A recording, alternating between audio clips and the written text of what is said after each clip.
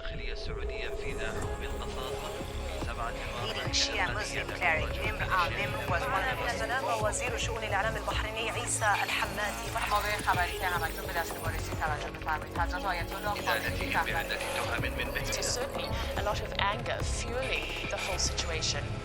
Hello, I'm Richard Gisbert, and you're at The Listening Post. Here are some of the media stories we're looking at this week.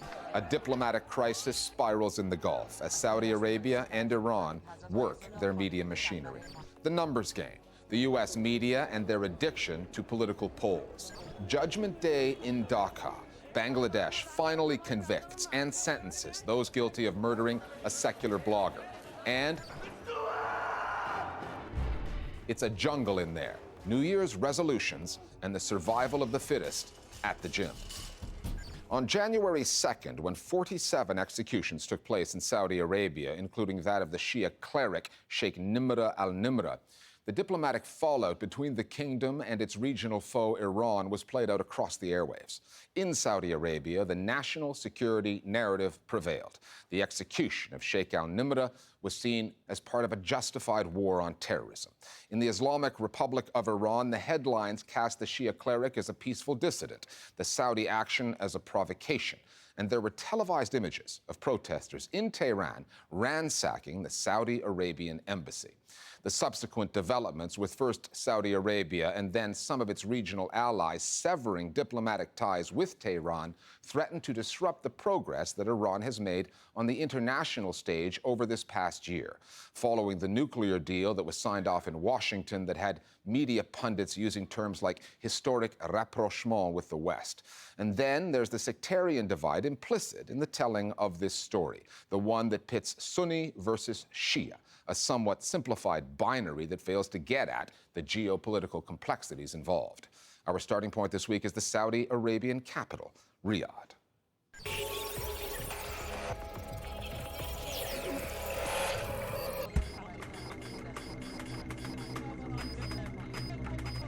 This is one of those stories where almost nothing is as clear-cut as some of the coverage would have you believe. In a way, it's two of those stories. لن تتوانى عن ردع كل من يهدد أمنها وأمن مواطنيها والمقيمين على ترابها أو يعطل الحياة العامة. The same events recounted quite differently. و دست انتقام الهی گریبان سیاستمداران سعودی را خواهد گرفت. Depending on which country's media you are watching. Saudi media's coverage of the 47 executions and of the diplomatic crisis differed greatly from what we've seen in Western media. There was never a focus on Nimr and Nimr like we've seen in American media, like we've seen in British media and media elsewhere. And, you know, in Iran, it was, you know, very much a case of a very shrill reaction to the execution of this cleric. خون به ناحق ریخته این شهید مظلوم به سرعت اثر خواهد کرد. He had, you know, sort of strong ties to the Islamic Republic. His role as a peaceful activist, his role as a person who was demanding the rights for Saudi Arabia's embattled Shia minority was highlighted. And eventually, this sort of clash of visions, actually, it escalated, as we know. Then came news images that evoked memories of 1979-80, the taking of the U.S. Embassy in Tehran, and the hostage drama that followed. The mobs that attacked the Saudi embassy and torched a consulate in the city of Mashhad effectively took a story about an execution of a cleric and gave the Saudis a chance to rewrite it on their terms. Within 24 hours, Saudi Arabia responded, تعلن عن قطع علاقاتها الدبلوماسية مع إيران. Leaving Tehran with a public relations challenge on its hands. Iran was on the back foot trying to figure out how to recast the story. President Rouhani, the reformist media and the hardline media having to condemn the embassy attacks, having to distance themselves, and that became the narrative that Iran tried to push back against sort of 48 hours in. Rouhani's people trying to send the message out through its own media, and that includes the IRNA, the official news agency that is under the control of Rouhani and the presidency, trying to send the message out like, look, We are trying to arrest these guys who breached the embassy. We're trying to bring some semblance of normalcy to this country. We know that there are these hardliners here, and we're trying to stop them. That idea that the Iranian media would sing from the same song sheet the way Saudi Arabia's does seems unsurprising, but it seldom happens. Iran's media are factionalized, fractious, and opinionated. Some news outlets are loyal to the supreme leader, Ayatollah Khamenei. Others are tied to the president, Hassan Rouhani, considered a modernizer. Still others to the Revolutionary Guard. And they don't necessarily coalesce when confronted by an external threat. They had differing views and expressed them on the nuclear negotiations involving the US. But on this story involving Saudi Arabia, the news output from the Islamic Republic has been atypically uniform. The way that Rouhani manages the message about Saudi Arabia is this is Wahhabi extremists against the world. کدام کشور بوده که از داعش حمایت مالی کرده، حمایت تسلیحاتی کرده، در زمینه سیاسی مانع شده برای ایجاد صلح. The world needing to be united in the face of Wahhabi extremism, which targets not only Shias but so-called infidels and targets in the West and beyond. Sort of recast it beyond these national terms, these two nations, a conflict that's beyond all of that, that implicates the West, that implicates Christians and people of all backgrounds, not simply the Shia of Iran. The current media discourse didn't come from Saudi media outlets, but externally, and Iran successfully took advantage of that, forged it and spread it until it reached international media outlets. 4 of the executed were Shias, while the others were Sunnis.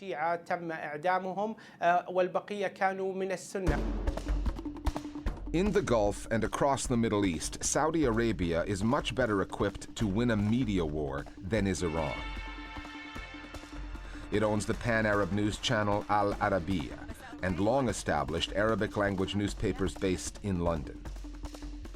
Iran owns an Arabic-language news network, Al-Alam, but just last month it was taken off Arabsat, the regional distribution satellite whose owners are Saudi. The Saudis' home field advantage extends only so far, however, and in the Western news media, including the pages of the New York Times, new questions about the relationship with Saudi Arabia are being asked. There is no single reason for that, but given the nuclear agreement reached with Iran, the reduced dependence in the West on Saudi oil, the Saudi-led war in Yemen, which is not considered a success, and all the coverage of those executions, the editorial winds blowing from the West seem to be shifting. There's definitely been a marked change in the way that Saudi Arabia has been covered in US media and in media in other countries, especially after the Iran deal.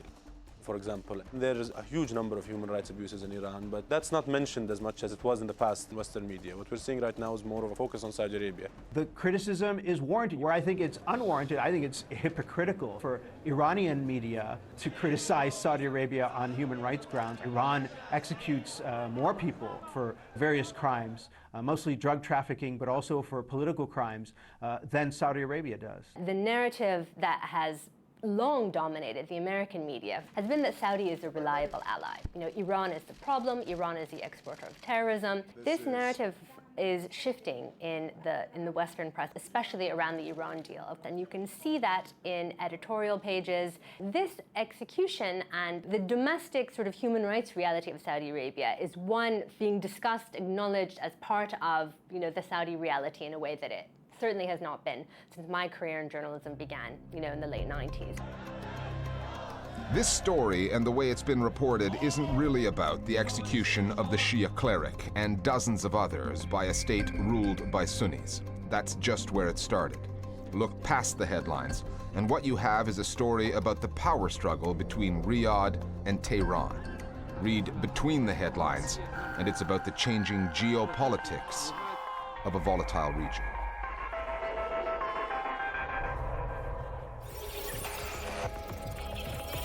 Other media stories that are on our radar this week. In Bangladesh, a court has handed down death sentences to 2 men accused of murdering a secular blogger in 2013. Ahmed Rajib Haidar was hacked to death with a machete in the capital Dhaka. His murder was the first in a series of attacks against secular bloggers in Bangladesh 5 others were killed there last year, and these convictions are the first of their kind. On December 31st, 2 students, one tried in absentia, were both given the death penalty. 6 others were convicted on charges relating to the murder. A religious cleric, Jashim Uddin Rahmani, the head of a banned group called the Ansarullah Bangla, who prosecutors accused of inciting the crime, was sentenced to 5 years as well. Imran Sarkar of Bangladesh's blogger and online activist network criticized the sentence for Rahmani, saying, "We are surprised that the cleric, who actually took the role of the mastermind in this case, got away with only 5 years of jail term. It appears the verdict aimed to protect some of the defendants." After nearly 4 months behind bars, Vice News journalist Mohammed Rasul has been released from a Turkish prison, although he is not yet a free man. Rasul, an Iraqi Kurd, was working as a fixer for Vice News when he and his colleagues Jake Hanrahan and Philip Penderbury were arrested in Diyarbakir. They were reporting on the conflict between the government and the youth wing of the separatist group, the PKK. All 3 were charged with working for a terrorist organization. However, Hanrahan and Pendlebury were both quickly deported back to the UK while Rasul remained in jail. On January 5th, the authorities released him, but they've banned Rasul from leaving Turkey, and he must report to a police station twice a week until the court sets a trial date. Robert Mahoney, the executive director of the U.S.-based Committee to Protect Journalists, said, "We are relieved that Rasul is free on bail after spending 131 days in a high-security prison on trumped-up terrorism charges. We urge Turkish authorities to drop all charges against him." A contentious new media law in Poland has prompted the resignation of 4 senior journalists there and a complaint from press freedom groups with Europe's top human rights watchdog. The journalists all worked at the state-owned broadcaster, TVP. They include the woman in charge, Katarzyna Janowska, and Tomasz Lis, one of the country's best-known commentators. The legislation was approved by the lower house of Parliament December 30th. It puts TVP under the control of a new council closely aligned with the ruling Law and Justice Party. The legislation also gives the right-wing government the power to remove current managers and appoint their successors. Press freedom groups, including the International Federation of Journalists, say the law fails to meet EU standards, and they have since filed a complaint with the Council of Europe. The government has defended the move, saying it is necessary to root out corruption at certain media outlets. On China, a French journalist has accused Beijing of trying to intimidate the foreign media after she was effectively expelled from the country. Ursula Gauthier spent 6 years in China working for a French news magazine, L'Obs. In November, she wrote a piece suggesting that China was showing solidarity with France after the attacks in Paris in order to win support for China's handling of the Uyghur separatist movement in the northwestern part of the country. The state-run daily tabloid, the Global Times, then published an article criticizing Gauthier's piece. The authorities followed up by saying Gauthier openly supported terrorism, and they demanded an apology, which she refused to give. Then, December 31st, Gauthier's visa was not renewed. She is the first journalist expelled from the country in 3 years. The last was Al Jazeera reporter Melissa Chan. Back in 2012, her visa renewal was turned down after the network aired a documentary on China's prison system. They call the U.S. presidential election the race for the White House. But how far should the media go with the sports analogy? What happens when the coverage of the race becomes an obsession? There's a term for that: horse race journalism. Who's up, who's down, who's chasing, and who's out. If you're doing well in the polls, as Donald Trump has been, it adds up to free publicity, and that exposure matters. With so many candidates on the Republican side, the media's preoccupation with the latest poll numbers has come at the expense of what journalists are supposed to do during elections, scrutinizing the candidates' policies, their proposals on issues that matter to the electorate. The real losers when it comes to horse race journalism aren't just the candidates lagging behind, they're the voters. The Listening Post's Will Young now on American presidential politics, the polls, and the news outlets that would rather crunch the numbers than do the journalism.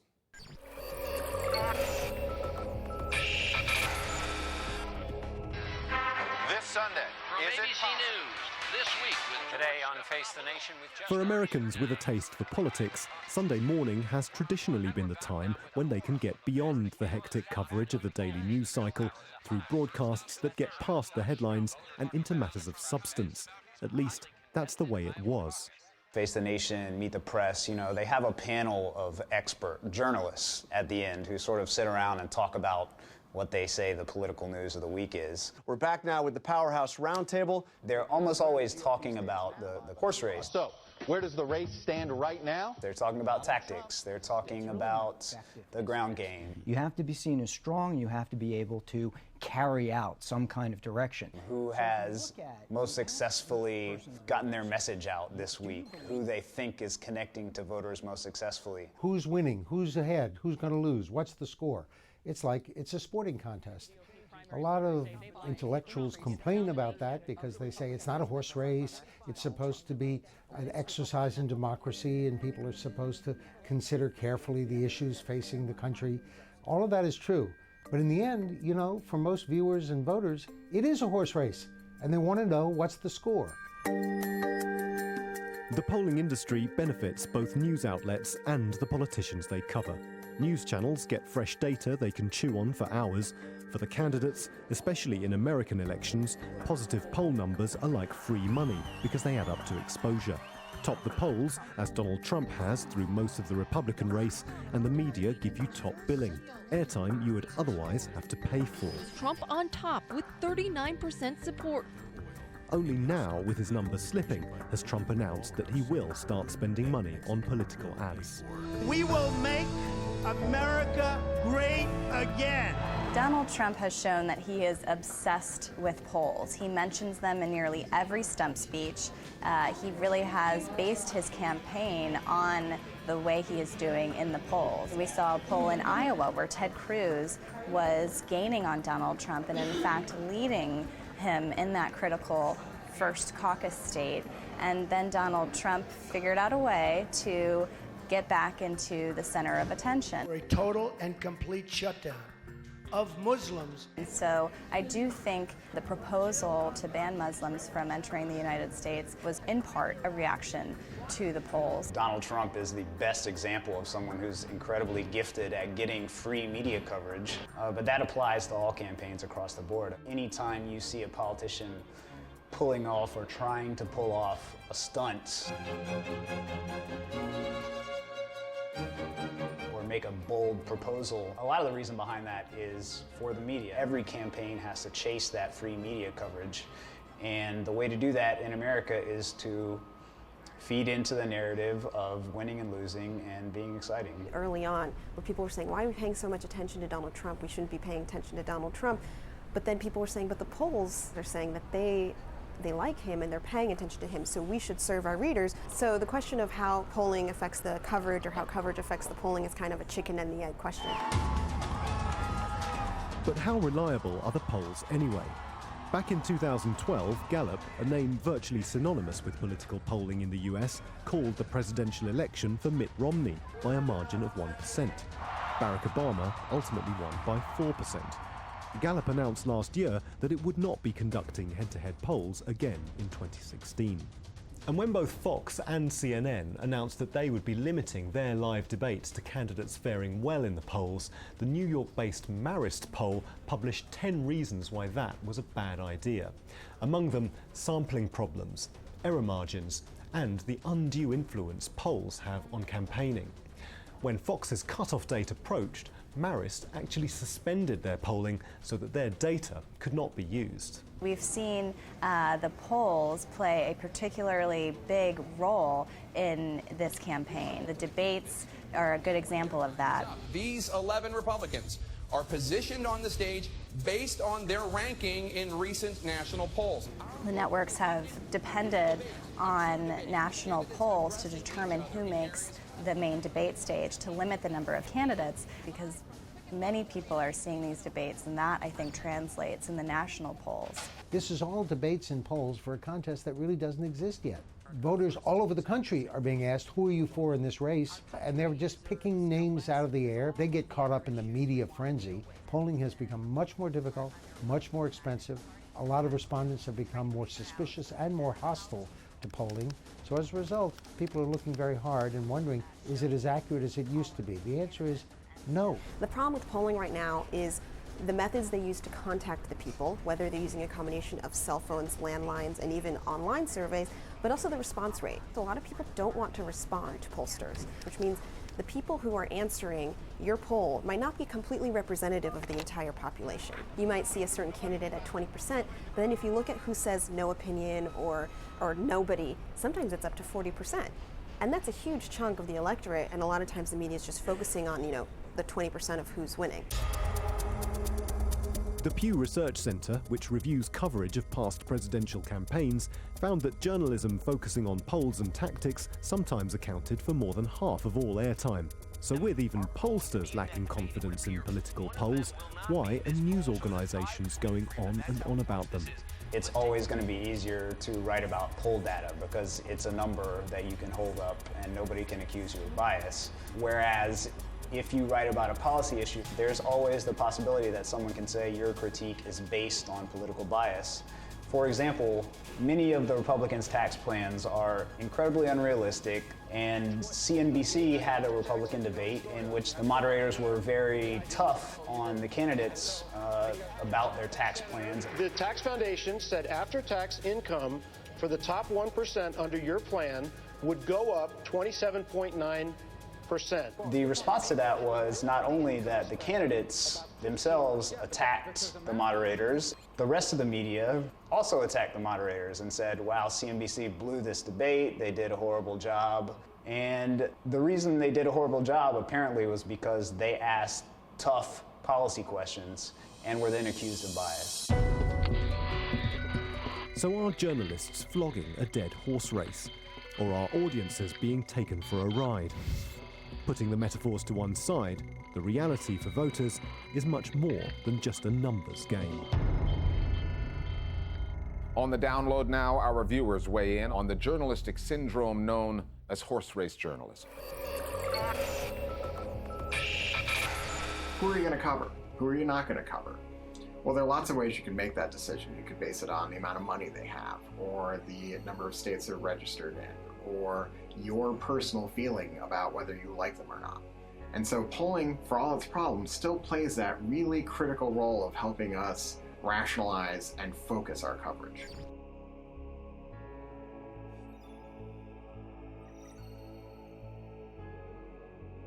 I think polling has been particularly pernicious in this presidential campaign because national polls taken many months before average voters are really paying much attention have been used to determine who gets to participate in televised debates, where they stand on stage, and even how many questions candidates get asked.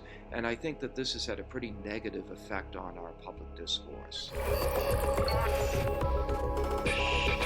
And finally, regular gym goers will tell you that the first few weeks of January can be a very annoying time to work out. There's an annual influx of people, which usually proves to be temporary, determined to achieve their New Year's resolutions of a healthier lifestyle, a better body, a better me.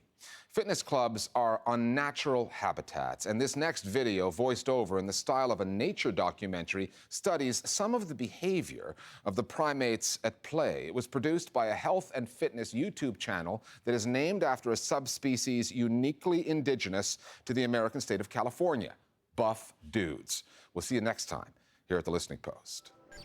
A female human stirs. Her emergence marks the beginning of the New Year's resolutioners.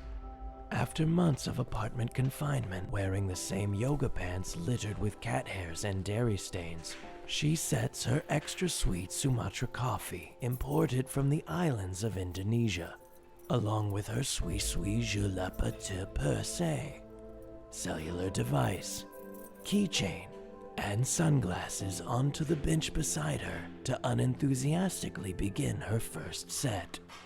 Unbeknownst to her, she's just interrupted the exercise cycle of a fully developed human male. Aloof in observing this bizarre ritual are the small herds of male teenagers who group together and lay claim to single exercise machines for up to hours at a time.